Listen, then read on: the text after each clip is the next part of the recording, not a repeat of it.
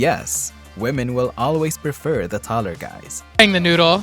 Does height matter? Absolutely. Height matters. It does. It does. It does. Big time. Height matters, we all know that. But why? Well, it's one of the physical manifestations of hypergamy. Women will only date men they can look up to, whether literally or figuratively. Furthermore, it signifies size and strength, thus satisfying her hypergamy. After all, those two things are indicators that he can protect her. It doesn't actually mean he can, it's just indicators. However, height isn't everything. If you're below average or just average height, you need to be jacked as fuck. Compensate on the other areas of life that you can't change by doubling down on things you can change. If you're weak, as in sickly, double down on your intelligence and social skills. You get the idea, boys. I've met so many short guys who are killing it in the dating landscape. It's not a death sentence, unlike what the blackpillers think. It's just an obstacle that you have to work around. And I don't mean like this. He's a good-looking guy, but has always wanted to be taller. Now he's getting his chance thanks to groundbreaking limb-lengthening surgery. And we were there as he was rolled into the OR. This guy is making a special trip to Las Vegas with his wife. He's not hoping to strike it rich. He's here to get taller. If I can be taller, I want to be taller. Ryan Wade is 5 feet 7 inches tall. He's come to orthopedic surgeon Dr. Kevin Debbie Parshad for a groundbreaking limb lengthening procedure. I definitely don't mean this. Very well. Bend that knee. Now, 3 months of grueling physical therapy begins. It's stiff. Ryan's muscles need to be stretched as his bones grow. It's hard work. It was the most painful thing that I've ever gone through in my life. David Wilson of Los Angeles had the same procedure last year.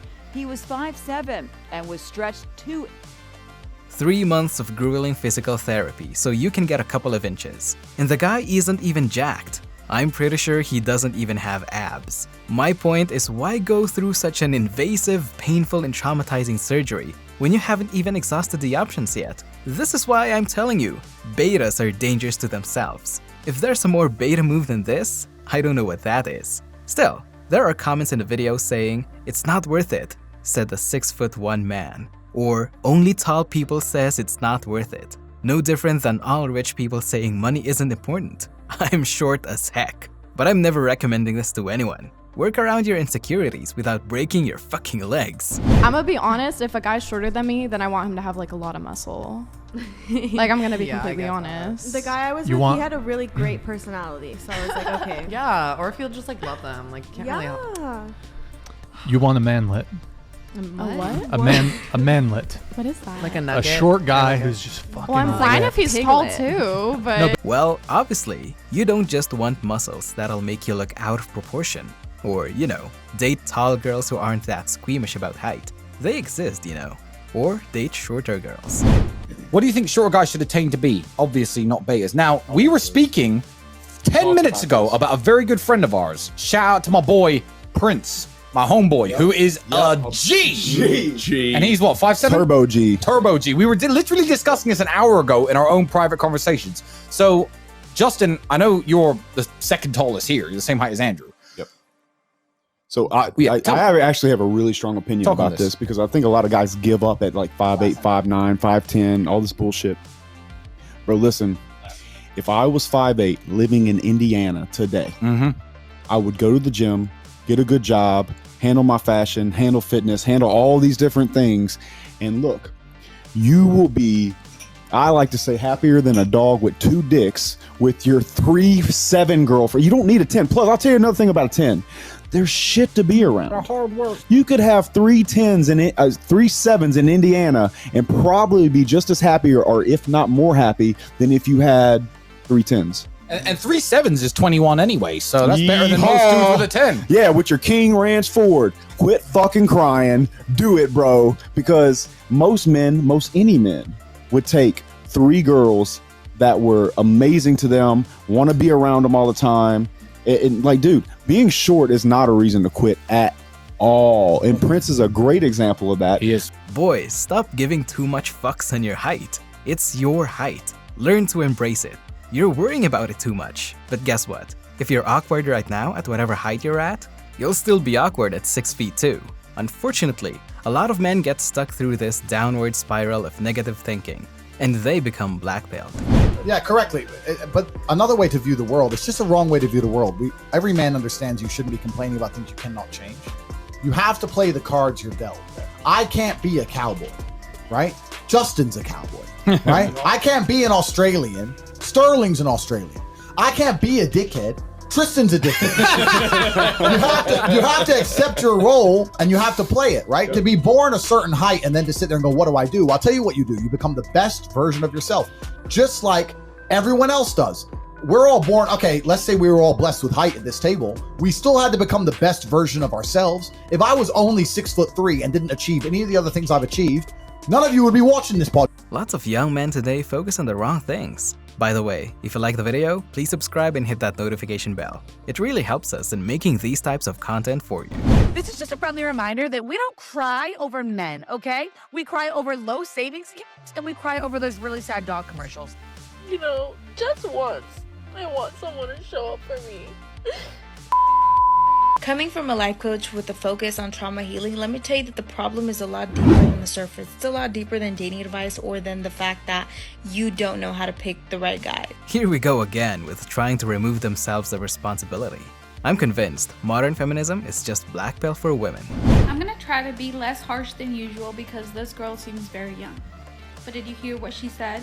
She said, how many times do you need to lose yourself in order to get something good? I've had a ton of clients that think this way, and that is because another dating coach who seems like she knows what she's talking about. Listen to her. Raised with the mentality that if their ride or dies, their man is going to see them as a queen. If they love him through thick and thin, he's not gonna have eyes for anybody else. So unfortunately, a lot of these women think that they need to be put through hell in order to deserve love. And if you have been following me for a long time, you know that that's not true.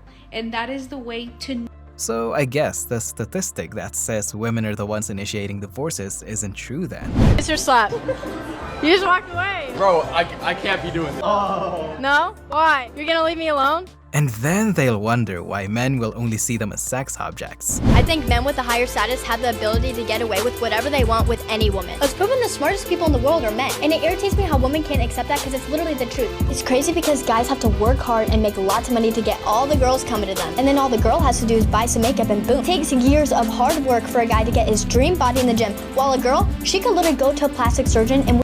Now, what she's saying is right. But the fact that she has an OnlyFans makes me wonder if anything coming out of her mouth is genuine. Love that no text back shit. Like, prove to me you're not the one. Prove, show me, guide me, cause I would have.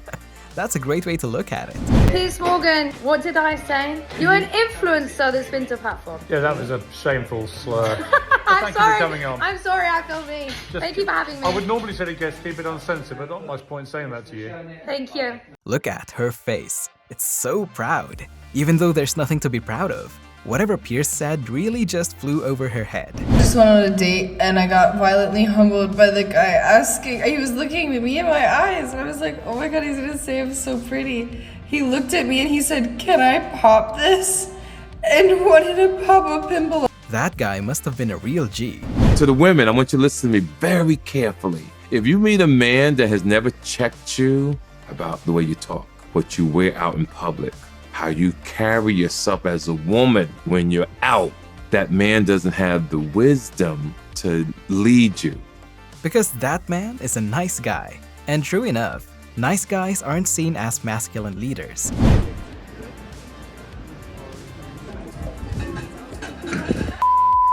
Me? Ignoring you? Yes I am.